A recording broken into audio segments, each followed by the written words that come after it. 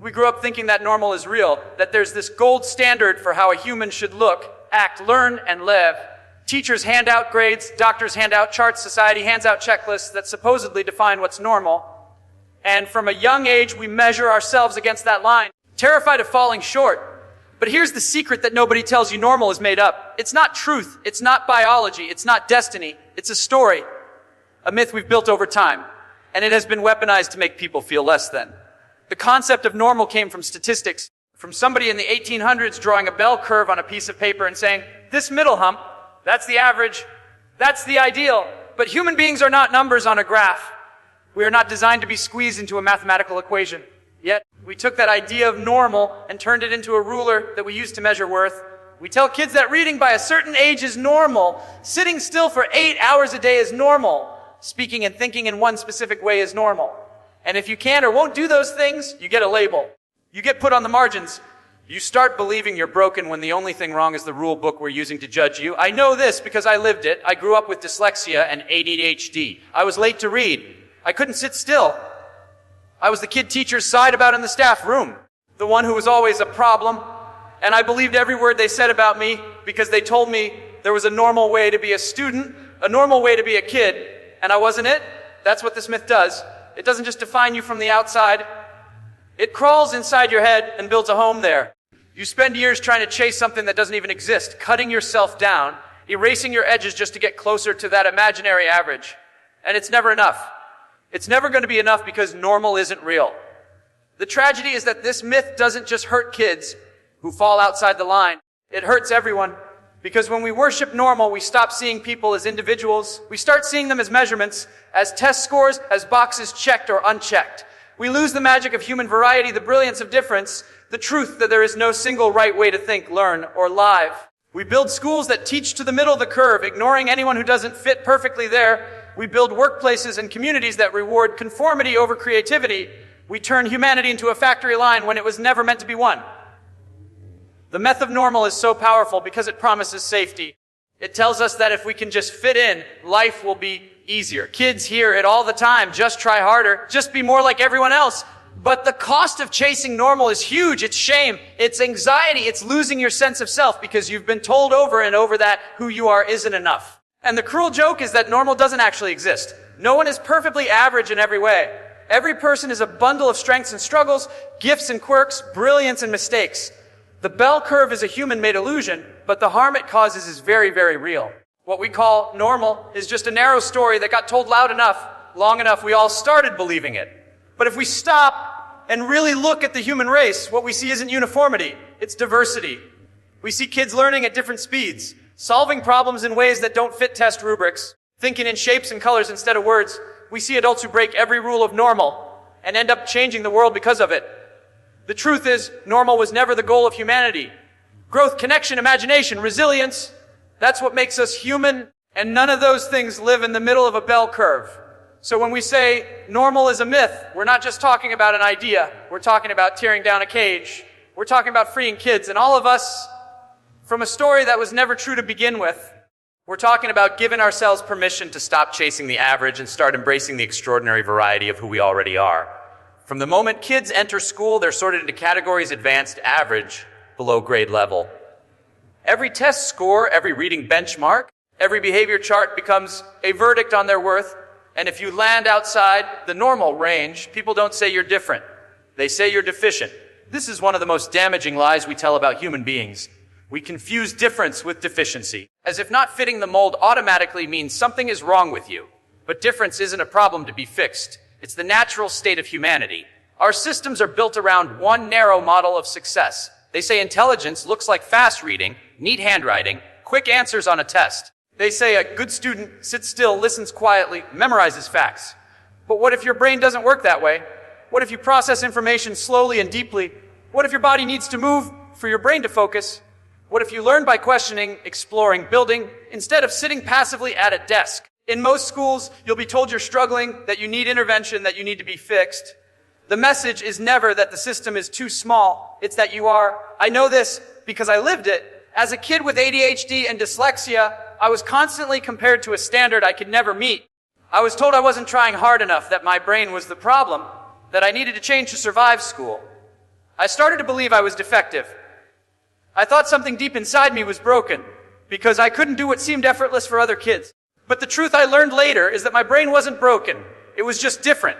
It learned differently, thought differently, thrived differently. The deficiency wasn't in me. It was in a system that couldn't see my strengths because it was too busy counting my deficits. When we confuse difference with deficiency, we don't just mislabel kids, we limit them. We shrink their potential by focusing only on what they can't do, ignoring all the ways they think, feel, and create that don't fit into the narrow box called normal. A child who struggles with spelling might be a brilliant storyteller. A kid who can't sit still might be a future innovator, driven by relentless energy and curiosity. But when we only measure kids by what they lack, we don't just miss their brilliance, we crush it before it has a chance to grow. This mindset doesn't just live in schools, it shows up everywhere. In workplaces that value fast talkers over deep thinkers, in friendships that label quiet kids as shy or awkward instead of insightful, in families that tell dreamers to be realistic instead of celebrating their big ideas. We've built a world obsessed with fixing people who are different instead of fixing systems that can't handle difference. And every time we do, we send the same harmful message: you are wrong for being you. But difference is not a flaw, it's the engine of progress. Every major leap in human history came from someone who didn't think like everyone else. The scientists, artists, leaders who changed the world weren't normal, and they certainly weren't free of struggle. Their differences were their strength. What they needed wasn't a cure, it was a world big enough to hold their unique minds and voices. The tragedy is how much brilliance we lose by clinging to the myth that different equals deficient. How many kids give up before they even start because they've been told they're not enough? How many adults carry silent shame for simply being who they are? We don't need fewer differences. We need fewer systems that punish them. We need classrooms, workplaces, communities that stop asking, "What's wrong with you?" and start asking, "What's right about you?" Because every difference is a possibility waiting to be nurtured, not a deficiency waiting to be erased. From the first day a child steps into a classroom, they are handed an invisible ruler. That ruler measures how fast they read, how still they sit, how quickly they can answer a question, how neatly they can fill in a bubble on a test. The entire system is designed around the middle of the bell curve, a narrow definition of what it means to be smart, successful, and worthy, if you happen to land outside that tight little band of average. The system doesn't bend to meet you, it tells you to change. And if you can't change, it labels you a failure. This is the tyranny of the average, the way our obsession with measuring kids against a standard that doesn't fit them crushes individuality and creativity before it has a chance to bloom. The average is supposed to be a description, not a destination. It started as a way to collect data, a mathematical snapshot of what most people do most of the time.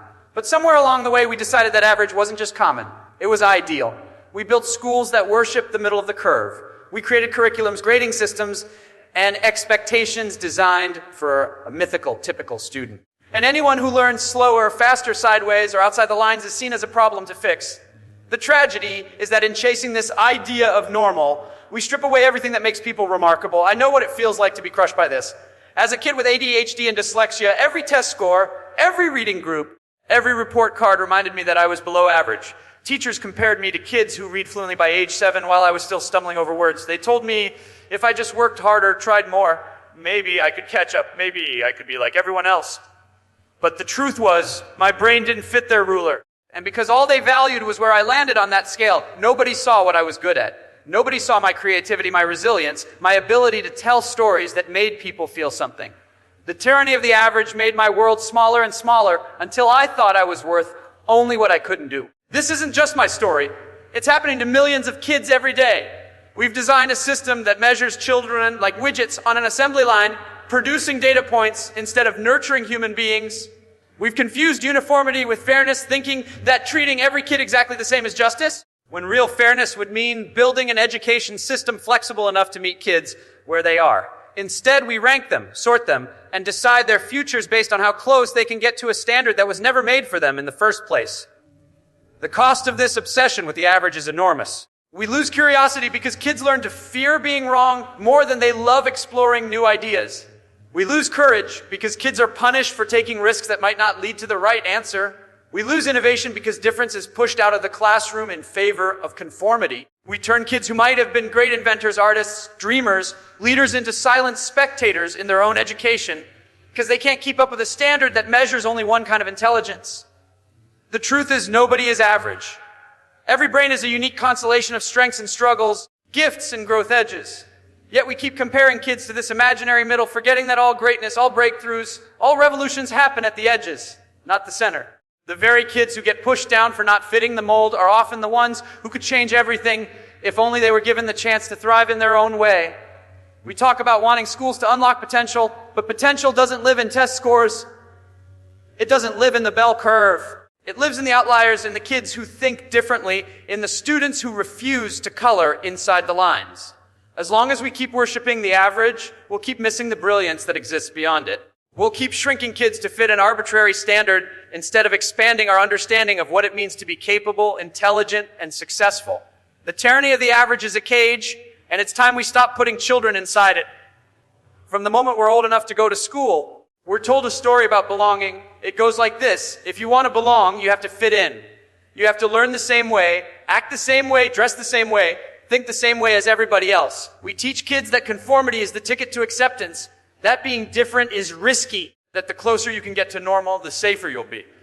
And when you grow up hearing that story over and over again, you don't just try to fit in, you start to erase yourself piece by piece to make it happen. This is the lie of conformity. The belief that belonging is something you earn by changing who you are instead of something you deserve just by being human. This lie runs deep in our systems. In classrooms, we reward the kids who follow instructions exactly, who sit quietly, who color inside the lines. We label the kids who ask too many questions as disruptive, the ones who learn differently as struggling, the ones who move too much as a problem to be managed. We tell them in 1,000 ways that if they want to be seen, praised included, they need to stop being themselves. They need to match a script written for someone else. And slowly, kids learn that their difference is dangerous, that their authenticity costs too much, that the safest thing they can do is hide. I know because I lived it. As a kid with ADHD and dyslexia, my every instinct ran against the rules of conformity. I couldn't sit still. I couldn't learn the way teachers wanted me to. I couldn't pretend to understand words on a page that didn't make sense to my brain. And every day I got the message that I was failing, not just academically, but as a person. I thought belonging was something you had to beg for, something you bought by sanding down all the parts of yourself that didn't fit. So I tried. I tried to be quiet, tried to fake my way through reading, tried to swallow my energy and my difference just to be accepted. But it never worked, because conformity doesn't lead to real belonging. It leads to shame. It leads to loneliness. It leads to a life where you're always afraid of being found out. The truth is, conformity is a trap. It promises safety but delivers isolation. When we tell kids they have to earn their place by pretending to be someone else, we teach them that love and community are conditional. We teach them to distrust their own instincts, to mute their creativity, to trade authenticity for approval. We tell them that who they really are is too much, too messy, too inconvenient. And when you hear that enough times, you start believing it. You start thinking you're unworthy of connection unless you're wearing a mask. But real belonging has nothing to do with conformity. Belonging is being valued for exactly who you are, not for how well you fit someone else's mold. The people who truly change the world, the ones who lead, invent, inspire. They don't do it by blending in. They do it by refusing to conform, by owning their differences, by daring to show up as their full selves even when it costs them comfort. They know that conformity might make you invisible in the crowd, but authenticity is what creates true connection. The kind that lasts, the kind that matters. The tragedy is that so many kids never get to learn that truth. They spend their school years fighting themselves, trying to earn belonging by performing a version of normal that isn't real. And by the time they're adults, they've built lives around other people's expectations instead of their own dreams. They lose touch with their voice, their brilliance, their joy. All because they were told a lie that fitting in is the same thing as belonging. It's not. Belonging doesn't ask you to be less.